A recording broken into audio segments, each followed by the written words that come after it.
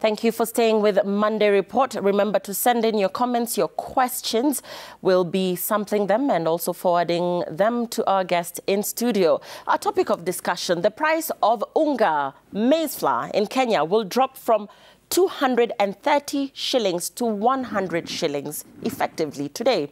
This is after the government of Kenya subsidized the price of production of the commodity for a period of 4 weeks. In the 4 weeks, the Ministry of Agriculture will pay part of the cost of producing Unga so as to cushion Kenyans from the effect of the rise in the price of the commodity.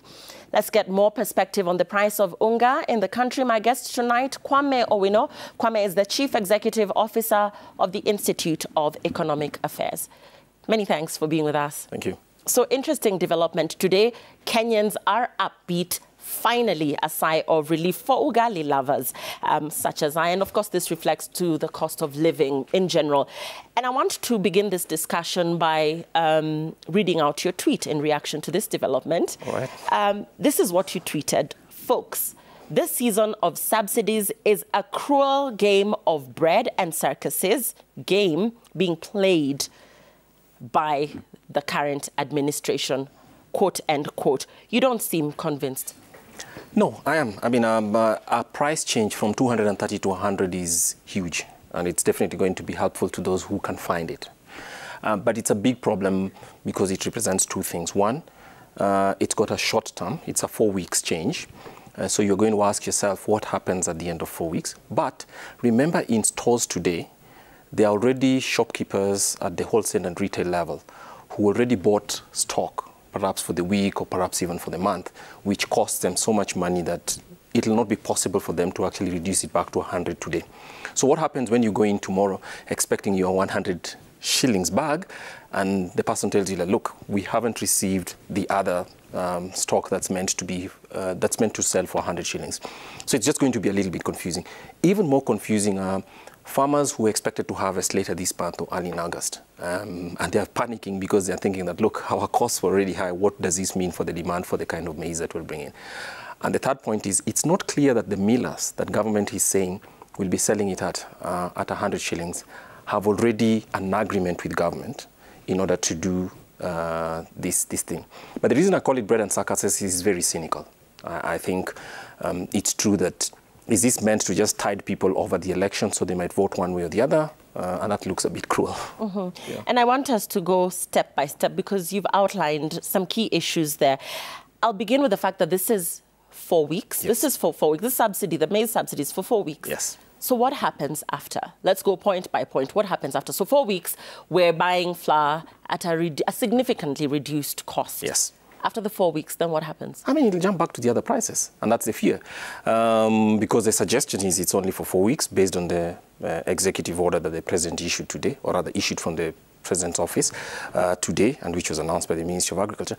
So basically what that shows is that for 4 weeks, a bag that would cost you 230 based on today's prices will cost 100. That suggests that after that 4 weeks, unless there's an extension, obviously it's going back to the 230 or whatever the price might be reflecting at that time. So that's the point.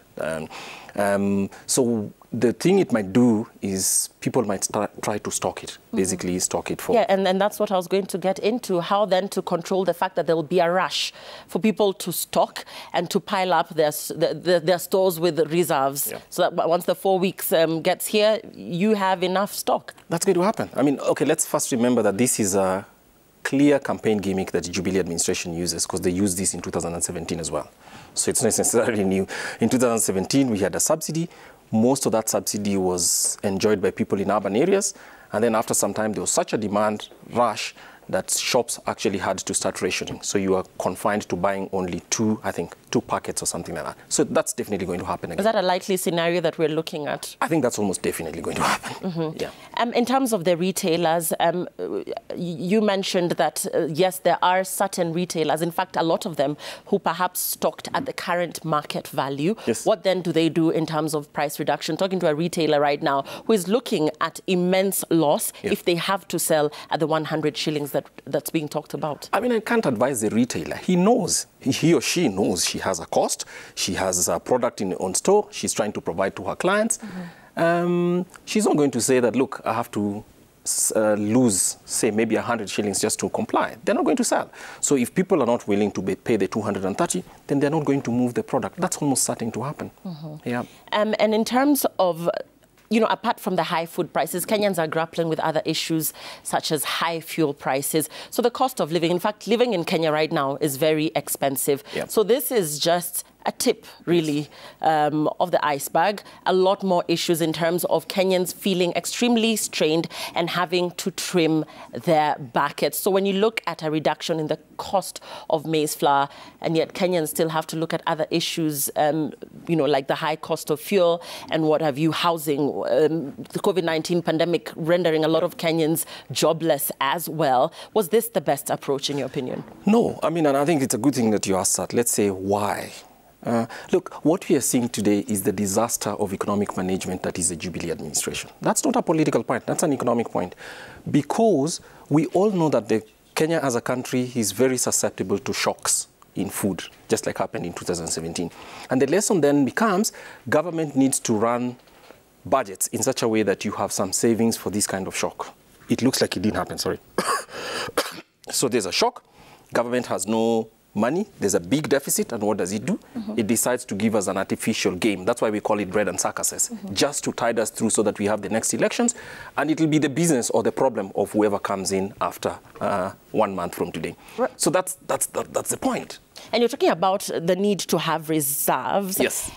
So as the government, you know, gave us this brilliant news, quote unquote, of a maize subsidy. The issue is that it's currently running a deficit of 7% of GDP. Yeah. So the money to subsidize the Unga, where is this money coming from? Precisely, that's why it's cruel.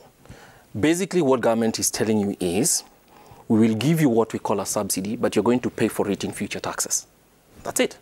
Because I think this subsidy, from the rough back of the envelope estimate that I and a few colleagues did, would be something between 7 billion to 11 billion for 1 month.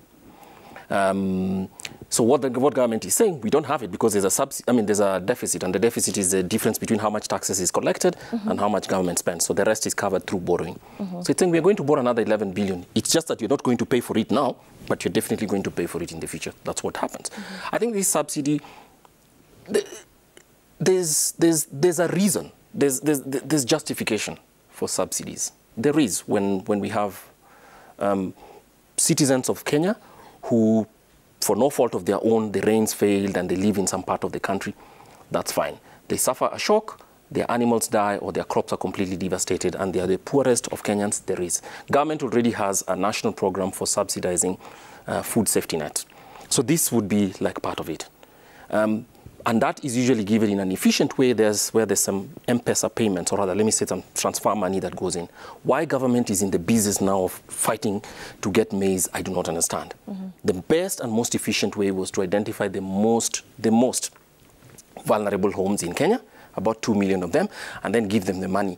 The maize will find them wherever they are. Are you implying that the vulnerable, the households that, you know, the low-income households are going to be hardest hit by this 4 weeks after this? What do you mean? You're talking about... No, I'm actually saying that the people who buy packet maize, you know, because this is maize, right? The people who buy maize by the packet are urban people. Urban Kenyans, loud as they may be, are not the poorest. They're not. They're very loud. They're the people who are most politically motivated to quote-unquote, shout at government, but they're not the poorest. So if you're talking about the justification for a subsidy program, it should be to the most vulnerable Kenyans. And who are the most vulnerable Kenyans? They tend to be in arid and semi-arid lands. They tend to be in places where the rains have failed, and they're known. The most vulnerable people in Kenya are known. So when you do a subsidy on packet maize, which is mostly consumed by people in urban areas who tend to be also the more expensive, the higher income earners, right. What you're doing is actually redistributing income, taking taxes from all of us and giving it to people who are not necessarily even in the bottom 50%. That's what you've done. And that's why we fear it looks cynical, it's for political effect. Right. And we'll get into that. But in terms of where this has worked in other economies, perhaps, that are similar to what Kenya is facing right now. In terms of subsidies, where has this worked effectively? Well, India has a food safety net program. where the lowest income families, I mean, that's part of what they had, the equivalent of a Huduma number. So they can identify specific families, and they get, I think, something like 10 to 20 kilograms of rice for certain income bands every month. So basically you identified and you go to a place and you receive that. So food subsidies can be designed better. And there's a justification for them, because sometimes people are vulnerable for reasons that are not their own, but at the same time, it's government's responsibility to protect all of us. So here you have designed a food subsidy program that is mostly urban-based. It's going to be enjoyed by people in Nairobi, Mombasa, Eldoret, Nakuru, and probably Kisumu, where, whether we believe it or not, some of the richest Kenyans reside, and they're also some of the most politically engaged. So the most vulnerable Kenyans living in rural households who don't have the time to come and protest in the streets, who actually are the ones who probably will do it 1 day every 2 days, 1 meal every 2 days if the maize is not available or if they don't have money, will actually be will not receive the subsidy. And that's part of why it's inequitable. And I want to get the reactions from the political side. Kenya Kwanza reading political mischief in this. But the government saying and has continuously told us that they blame the current state of affairs on the Russian-Ukraine conflict. And this is the narrative that has been peddled. Do you see any sense in any of this? Okay, first, Kenya Kwanza's leadership has no moral authority to claim the cynical government, because in 2017, they were part of the bandwagon. And their leadership were among the people who made a Jubilee claim in 2014 that the price of maize will be brought permanently to 70 shillings. So they are saying that today. Now, they are saying the right thing, but they don't have the moral authority to back at anyone. So maybe they should take a chill pill. Regardless of that, the cause of the problem today with high inflation and high cost of living is partly domestic. So, for instance, we've had 3 successive years in which we had at least one of the long and the short trains fail completely. So that has an accumulated effect in terms of food stores, food stocks, and how Kenyans store food.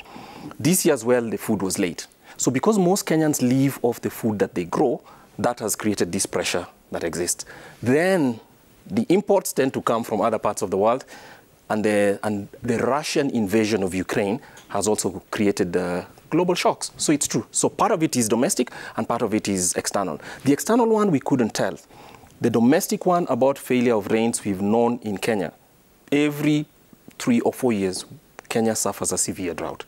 So part of that government should have taken responsibility for, and that's why we at the Institute of Economic Affairs think that had there been proper preparation, then maybe this would have been much less serious than it is today. And let's zero in on the skyrocketing prices of maize flour being blamed on poor harvests. Yes. You've highlighted that. We've also had high prices of fertilizer, which have prevented many farmers from engaging in farming. So looking at the plight of the farmer in light of this new development, as well as maize millers as well, and how this development is likely to alter their modus operandi, how they do their things, the farmer already struggling and reeling from the effects of drought, climatic conditions, which they really have no control over. But then now also looking at fertilizer prices, and then now, having to deal with reduced prices. Well, the fertilizer prices story is also very, very interesting. It's another one inequitable subsidy, because the government of Kenya has a subsidy for fertilizer farmers. And so if you go to many places, the way the subsidy is distributed, it's distributed to the farmers with the largest crops, and obviously it's not available to everybody. So that also creates a problem. I think our belief in standard economics is that if you're going to subsidize somebody, you're supposed to subsidize on the demand side, people who are really vulnerable. Subsidizing fertilizer for somebody with 100 acres of maize is actually redistributing income from poor people to members of parliament. Many of them have huge farms. So when you hear them talking about fertilizer not being subsidized, they're talking about you and I not subsidizing them. They should be ashamed of themselves. So that's the point. And our view is, if government wanted a simple program that really works, because what we want people to do is to find the nutrition that they need, then it doesn't mean you have to subsidize maize. All it means is you provide a safety net which already exists, expand the safety net, and provide sufficient income, or rather a subsidy, a direct cash transfer to households who are vulnerable. They are known in Nairobi, every county, people know the most vulnerable households. They tend to be female-headed.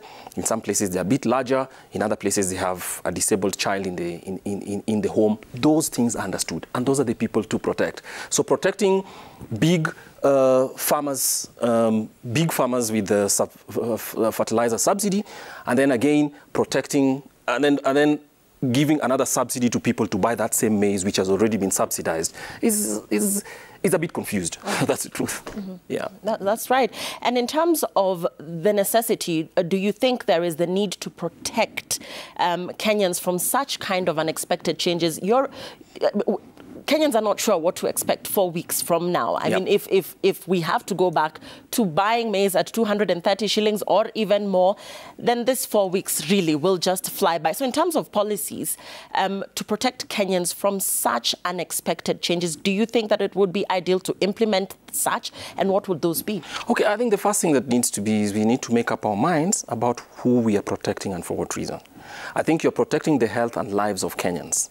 Right? So what you do is give households, especially the most vulnerable ones in the arid and semi-arid parts of Kenya, the protection that if your crops fail, we know we will support you through a direct cash transfer, which allows you to buy food. So they can choose whether they're buying maize, whether they're buying sorghum, whether they're buying rice, whatever it is. Right. And then you simply tell farmers, we will keep a competitive market that allows you to source inputs in the most effective way, and then you compete by providing the food and products that Kenyans are prepared to buy. That's it.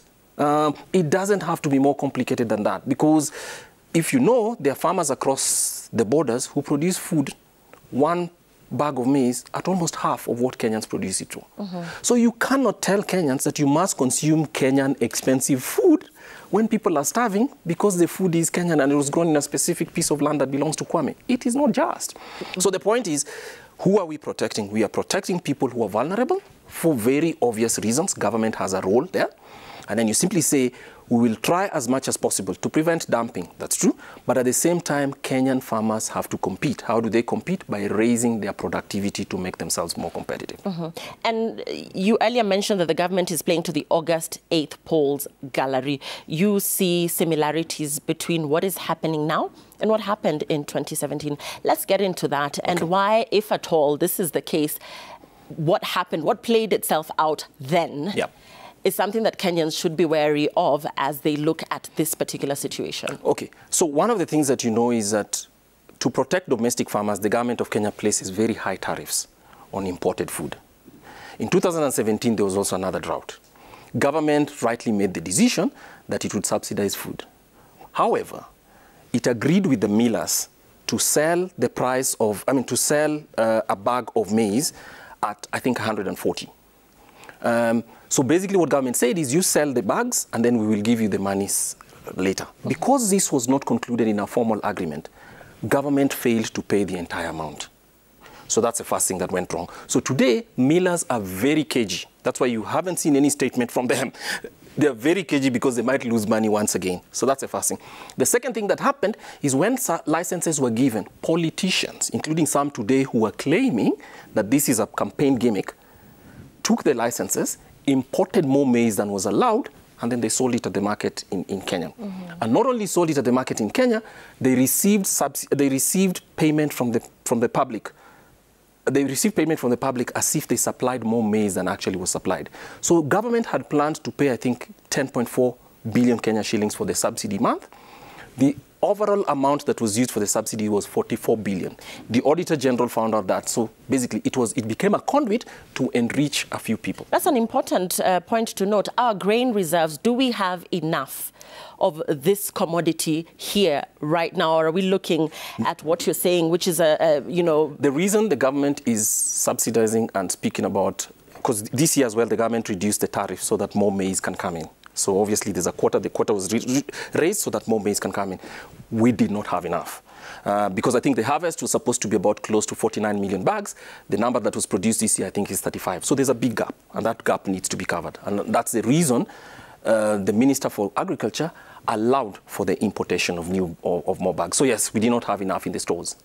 Right, and we invite your tweets. Please send your tweets and I'll be forwarding your questions to Kwame. But before we take a break, Kwame, tomorrow the deputy presidential debate will be held. And as Kenyans anticipate this duel, what issues do you expect or would you like to hear brought out by these deputy presidential candidates as they talk about the cost of living? Of course, there's this new development, and therefore we're expecting to hear from them in terms of, you know, their articulation of issues, their vision for the people of Kenya, those that are having to trim their budgets to survive in this country right now. Well, I just expect them to, first, for instance, food. You see, based on our natural endowment, Kenya is a water-scarce country. So what we use, the little water that's available for us to grow, is very important. And cereals, which is maize, wheat, and rice, take a lot of water. So not all Kenyan areas could actually grow enough wheat for Kenya to feed on. But we have neighbors, Tanzania to the south and Uganda to the west, who grow lots of cereals, and especially rice and maize for Uganda and rice for Tanzania in the south. Why can't Kenyans simply allow all food products coming from the rest of East Africa in the spirit of the EAC to just come in? It's Kenyans who will buy it. It's not as if Kenyans will suddenly eat 50 bags of food because it's available, but because the food budget is the biggest budget. Kenyans spend 50%, actually 56% of an average Kenyan household's budget per month is buying food. So if you're going to give people relief and also allow them to do some savings and do many more things, just open the markets to allow whether it's Ugandan, Tanzanian, East African food to come into the country would be one very useful thing. But I don't know why they wouldn't. So if any of them would commit to free trade of food within the East African community, yes, some Kenyan farmers would suffer because they don't produce efficiently. Why not? So that's the food question to begin with. The second is a subsidy on fuel. You mentioned it earlier. It's true. Fuel costs are important because Kenya imports fuel, and then Kenya's fuel is used both in transport, and therefore it has an effect on the cost of many other things. But the subsidy that we have, in our view at the Institute of Economic Affairs, is unjust because the census figures of 2019 reveal that only 6% of Kenyan households have a motor vehicle at home. The rest of us travel by taking either a cab, if you might have the money, but more often than not taking public transportation. And yet the subsidy that is being provided for fuel, coming down to close to 18 billion a month, is actually going to most of the people with private cars. So are they committed? Again, the president as well appropriated some money, so we have it for another 3 months. I think it's ending in August. So what will they do? Because the amount of money that could be saved from those subsidies could be very useful for other public needs that public needs that exist in Kenya. And as we take your feedback, please continue tweeting. The hashtag is Monday Report. We'll be taking your feedback right after this break. I'll forward some of your questions to our guest in studio. Remember, we are discussing the reduction in the price of Unga. The price of Unga has gone down from 230 shillings to 100 shillings. This is after the government of Kenya subsidized the price of production for the commodity, but only for 4 weeks. Only 3 weeks to the election, and therefore in the next 4 weeks, your Unga might be back to retailing at the price it was retailing as of earlier today. We're back with more right here on Monday Report. Don't go away. I'll be right back.